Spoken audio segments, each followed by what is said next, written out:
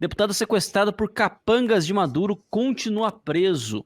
Depois de uma semana desaparecido, o deputado da Assembleia Nacional da Venezuela, Fred Guevara, continua preso. Em um novo vídeo divulgado nas redes sociais mostra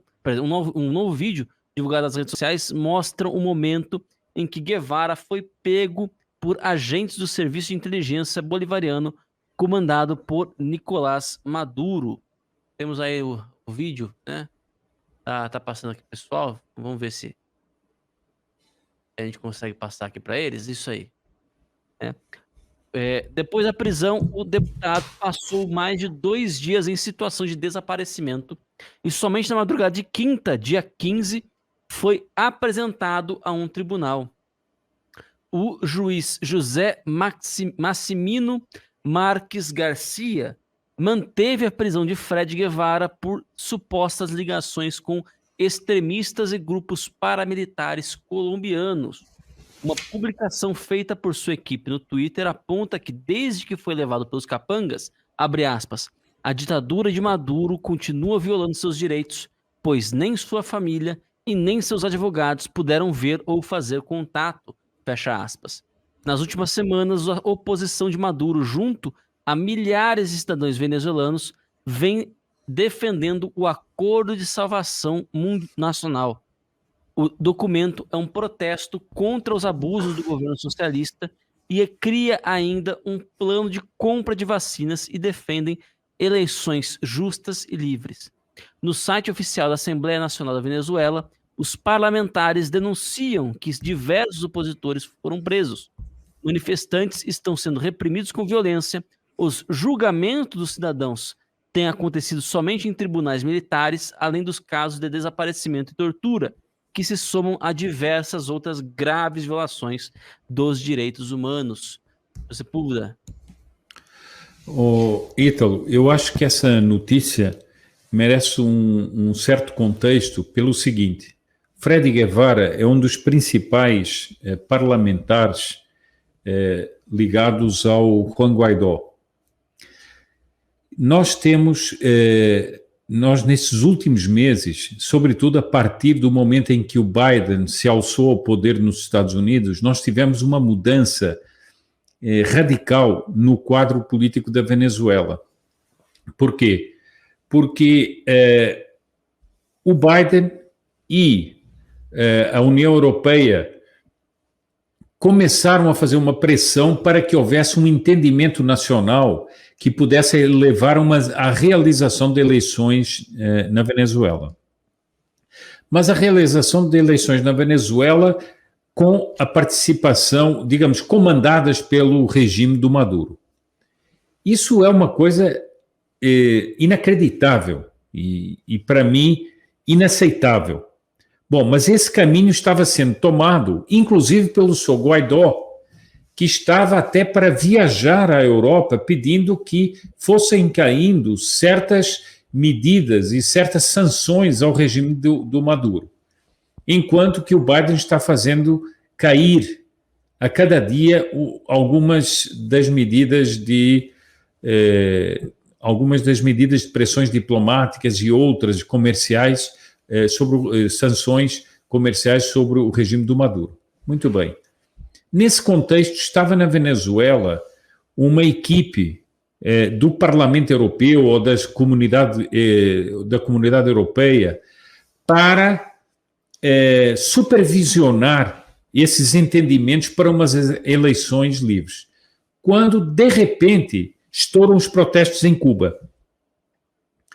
E como a Venezuela é umbilicalmente ligada a Cuba, o que é que o regime do Maduro fez? Ele começou a retaliar dentro da Venezuela essas pessoas para dar um troco às manifestações que estavam havendo em Cuba. Isso para ter uma repercussão internacional e fazer afrouxar a pressão sobre Cuba e sobre o regime cubano. Então ele começou a prender, não apenas, ele prendeu o Fred Guevara, prendeu outras pessoas e prendeu até mães de opositores. Por exemplo, o Fred Guevara até agora, até agora, o Freddy Guevara não se sabe onde está direito, e ele já passou por várias sessões de arbítrios, interrogatórios noturnos e tal. Portanto, todos os famosos direitos humanos estão sendo desrespeitados. Então, o Maduro, na Venezuela, está dando troco pela íntima relação que ele tem com Cuba, está dando troco e fazendo uma pressão internacional. E já disse o seguinte, que ele vai fazer as negociações para as eleições, mas o Guaidó e o pessoal dele estão fora. E disse que faria isso no México. Ora, então, uma vez mais, o que é que aconteceu? Foram acreditar em regimes totalitários, foram acreditar na boa vontade de um ditador, e aí está a resposta que ele dá. Então, a arbitrariedade dessa prisão, que deveria levar à gritaria internacional, não está levando. E o Maduro, portanto, o Maduro, o que é que ele está fazendo? Ele está afirmando o seu poder cada vez mais e está se reforçando para, no fundo, não deixar que hajam eleições livres na Venezuela. Essa é a grande realidade que está por trás dessa prisão. Agora, é muito cara de pau nessa Sepúlveda, né? O sujeito fala o seguinte, eu estou disposto a fazer negociação, contudo que a outra parte não esteja presente. Exatamente, exatamente. Pelo amor de Deus, né? Agora, a impressão que me dá, Sr. Sepúlveda, é que você comentou, né? Não tá dando o furor internacional que deveria, né? A impressão que me dá, Sr. Sepúlveda, é que o pessoal já está as pessoas em geral, né? Quando ouvem uma notícia sobre Venezuela, pensam assim, é Venezuela, né? É como você fala assim, foi preso um opositor político na Coreia do Norte. Pô, gente, né? Coreia do Norte, né? Assim, mas não há mais aquela disposição de ajudar a Venezuela, né? Já não há mais... A Venezuela já não joga mais no campo do aceitável, né? Então, vale tudo, já se incorporou já a noção de que já vale tudo na Venezuela. É isso mesmo, Ítalo. Você disse muito bem e você vê que a culpa também disso é dos próprios que estão dentro da Venezuela fazendo oposição, que acabam aceitando a possibilidade de uma negociação. E dá nisso que está aí. Como é que era a sua frase? Senta que o leão é manso, né? Está aí. Bom, agora, Ítalo, eu queria dizer uma coisa, queria chamar a atenção aqui de uma coisa, o seguinte, nós, a bem dizer, eu creio que dos primeiros programas que nós fizemos foi sobre a Venezuela, né? Nós falamos muito da Venezuela. Ao longo de todo esse tempo, você vai vendo uma degringolada institucional na Venezuela. As formalidades são mantidas. Teve um juiz que despachou, que mandou prender, mas você vai ver, não há fundamentos nenhuns em muitas daquelas coisas. Agora eu pergunto o seguinte, nós no Brasil não estamos vivendo uma coisa assim?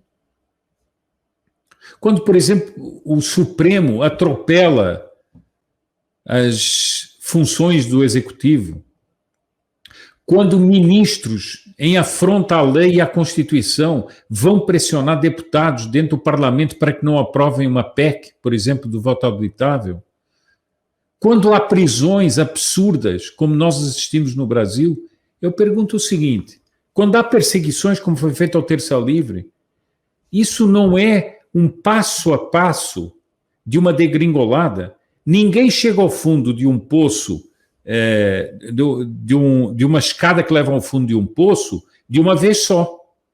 Vai descendo degrau por degrau. Eles também já estiveram na nossa posição.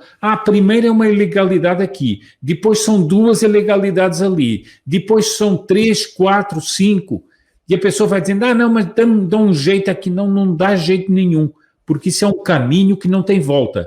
Ou ele é coartado e ele é cortado, ou ele não tem volta.